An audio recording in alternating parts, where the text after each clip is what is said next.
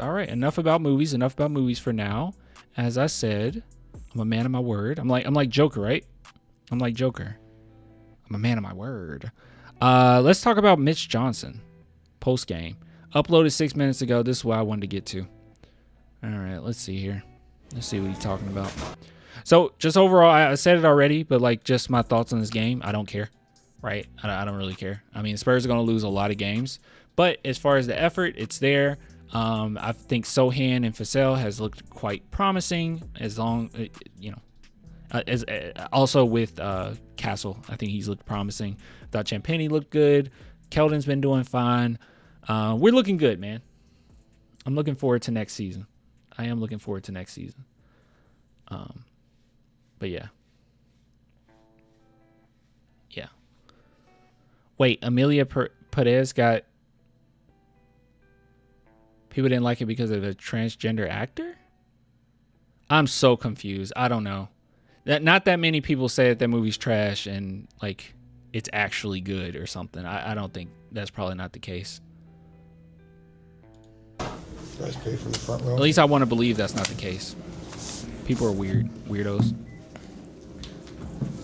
Mitch, what do you think held you guys back offensively a little bit? Steph had 23 points, Devin had 17, but didn't get that lift from the bench. What's you been getting? Yeah, I think the turnovers, especially in the first half, hurt us tremendously.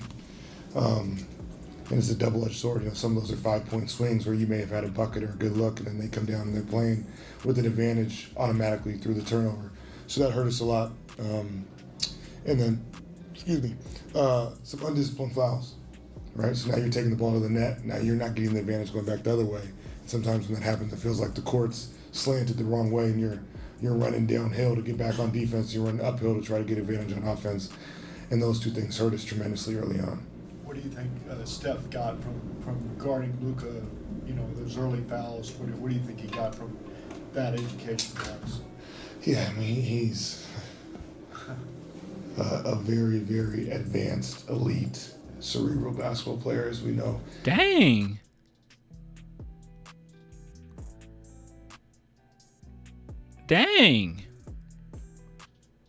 I have nothing to say about that.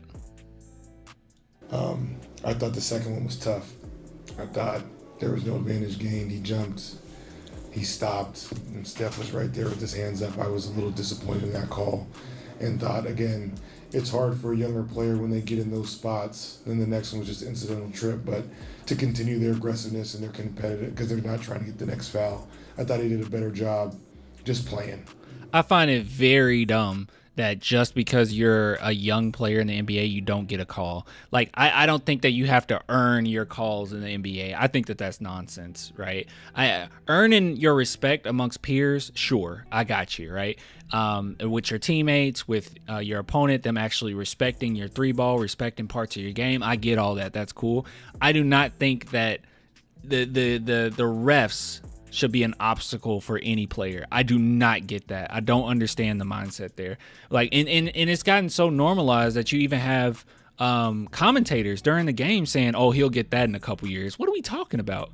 Yeah, we need to complain about refs more. You shouldn't just like wait until they're more established in the NBA for them to get calls. What is that? That makes no sense to me. Just do your job. Call the call as it is and move on. I don't get it. It's like you got to play. I think Wemby said this. It's like you got to play politics for calls, man. It's really dumb. It's really dumb. And I do. I'll be real. I do understand like refs giving like veteran players the benefit of the doubt. Sure, like I get it. I get why LeBron would get the benefit of the doubt. I get why some of the greatest players of all time get the benefit of the doubt on some calls, and maybe it's a little lean towards their way, but it shouldn't be to the point where a rookie just gets like beat up and you don't call anything at all, or you call too much on them just because they're a rookie. It's so dumb. I want a no ref game. Like, wait, you want no refs? I mean, it's not like you can't do that. It's not like you can't do that. I don't know. Players would just call foul all game. Just play and don't worry about it if you foul out. screw it. But I don't think we've had many guys foul out this year, so just need to continue to play through it. With his shots, and most of them were falling in the first half, but able to get in the second, what did you see him be able to do to kind of address? Who are we talking about? I'm sorry. With Stefan's shots, Oh, most Castle. of them were falling in the first half, but the second half different. Yeah, I think he was just relentless on getting to the paint. He got some stuff at the rim, got some fouls, and a lot of times, again, when you're missing some shots, the rim. Let me tell you this right now, guys. The tendencies between Steph Castle and Jeremy Sohan are very good. Their tendencies in and of itself is going to really help you in a playoff situation. Because while both of those guys have to continue to work on their outside games, one thing that's a surefire thing is that they're going to be getting easy points. And when defense matters as much as it does in the playoffs, in a playoff situation, you need as many easy go-to shots as you possibly can. You need to be able to have a way to get to the line. And Steph Castle already has that. Sohan already has that. That's a really good thing. Those are really great tendencies that we have right off the bat, right? Because your outside shots aren't going to always be there. So you have to have some way to get, to the line, right? It's game sense versus technical skill or mechanics, right? Your mechanics won't always be there, but your game sense can always be there. And if you can manage to get to the paint, it's a little, it might be a wrong thing to say, but it's a little easier than taking, deep threes all game and trying to stay in it. You know what I mean? And the free throw line can be your best friend, and he did a good job doing that. And then next thing you know, you get a couple of rhythm jump shots and they go in.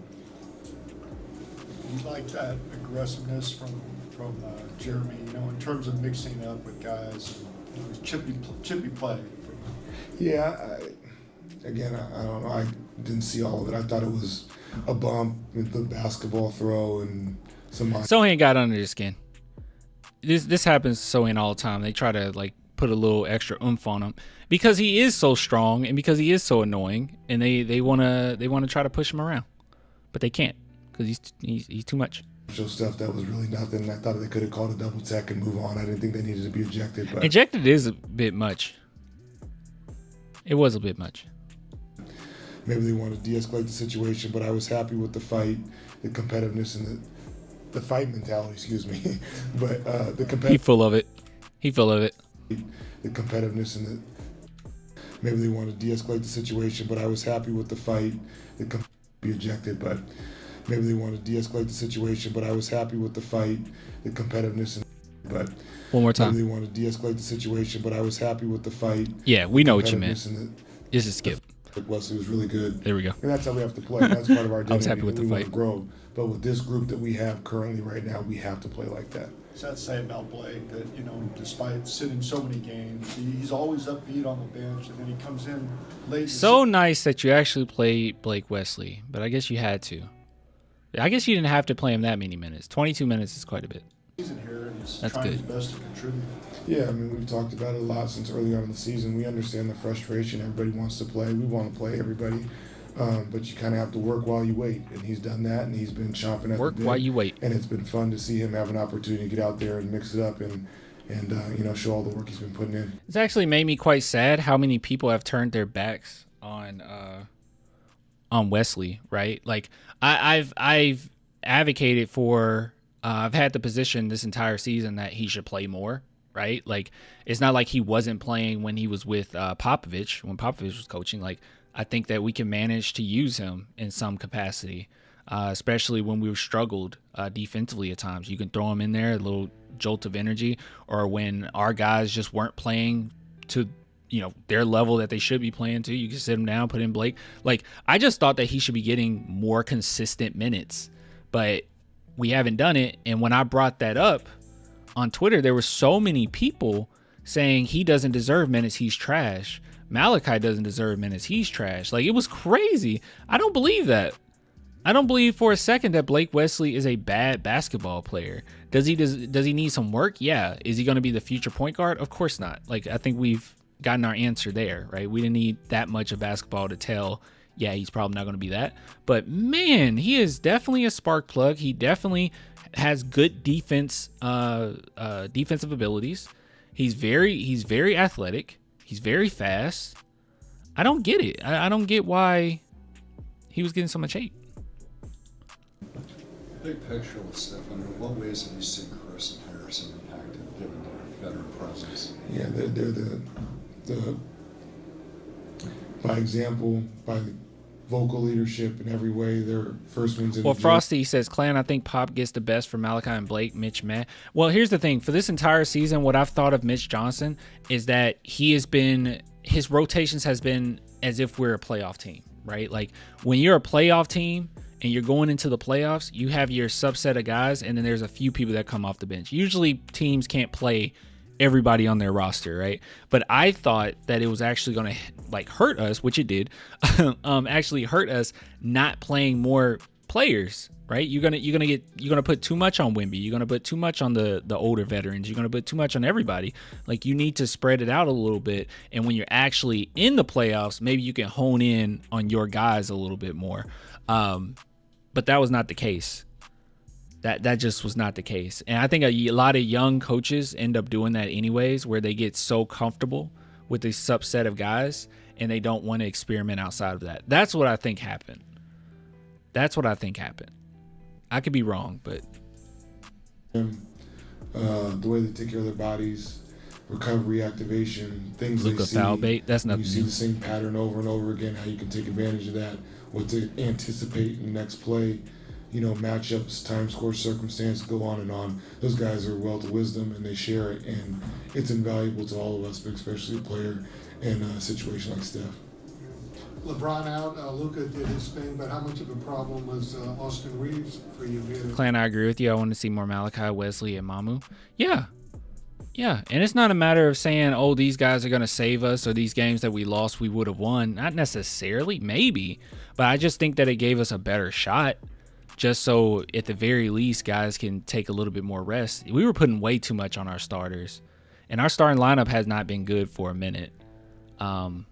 Ever since Fox got here, I think starting him with Chris Paul doesn't make a lot of sense at all. But yeah. Threw Malachi to the G League. It's okay. He's getting reps. We'll see what happens with Malachi. If it came down, I probably shouldn't say this, but screw it. I'll just say it. I'll be honest with you guys. If it came down to keeping either Malachi or Blake, I'm probably keeping Blake, only because the Spurs' identity at this point is defense, and I can very well see him, fitting into that. I think Malachi is very important as well, like as far as 3-point shooting, but he is so like, what's the word? Like I feel like Malachi is very circumstantial, right? Like the circumstances have to line up for you to put him out there. Like maybe you have a couple point guards that can't run, and you have him, running the offense a little bit because he's capable of doing that. He's really good on the pick and roll. Or maybe you're really struggling from three and you put him out there just to give us a few threes here and there and then sit him down. Like that's why I feel like Malachi. Blake, I really do believe you could use him every game, right? Just how his game is and how well he plays defensively. Like I feel like he can help. He can't hold it by himself, but he can help hold the fort when you get a lead, right?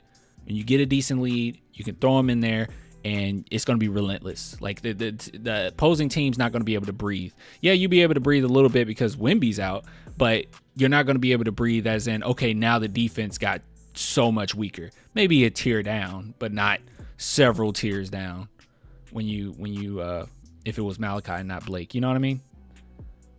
Blake 100%. Malachi just looks for his shot and doesn't help with much else.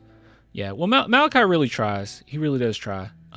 Malachi's mid-range game is what we're missing now. That is true too. Malachi does have a good mid-range game. He's a good shooter.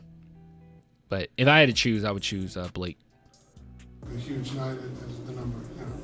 Yeah, he's been playing well. I mean, it's nothing too surprising. I thought we got lost a few times. I wouldn't keep either. We have 2 first-round picks this coming draft. We need the cap space. I mean, that's a fine opinion as well, I mean, I don't think that you're not going to be in financial trouble taking those 2 though. You would still be fine. But I'll try to keep Blake. Times on some off-ball action, we did some point switching and stuff where, we got caught chasing our tail a little bit, weren't disciplined and weren't physical off the ball, and he made us pay a few times off that. But again, a good player that has been playing well for them. It's just frustrated at times. You want to make them work and earn everything. And I thought in the first half, especially, we got ourselves in a bad way with some of the turnovers and fouls. Thanks, Mitch. Thanks. Good stuff. Thank you, Mitch Johnson. We need a 6'7" and 6'10" guys. We don't need a point guard. Hey, man. I brought up who could be available, and y'all didn't want to listen. I saw some of the comments. People were like, I don't want him. I think Jarris Walker would be a good addition to the team. I'm telling you, he would be a good addition. He's 6'8". I like him. I've liked him since the draft. By the way, this is going to be a little plug. All right. Here, we'll do it together. If you go to YouTube and you type in Clan the Spurs fan Jarris Walker, type that into YouTube and you'll find the video in which I talked about him right here.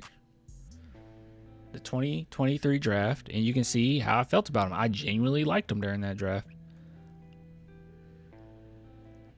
I really did like him. So you guys should check it out. Look at all this DeJounte Murray stuff.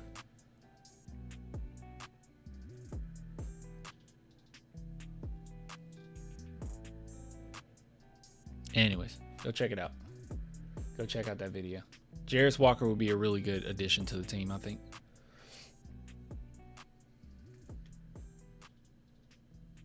Yes, Walker would fit our team. I think so too.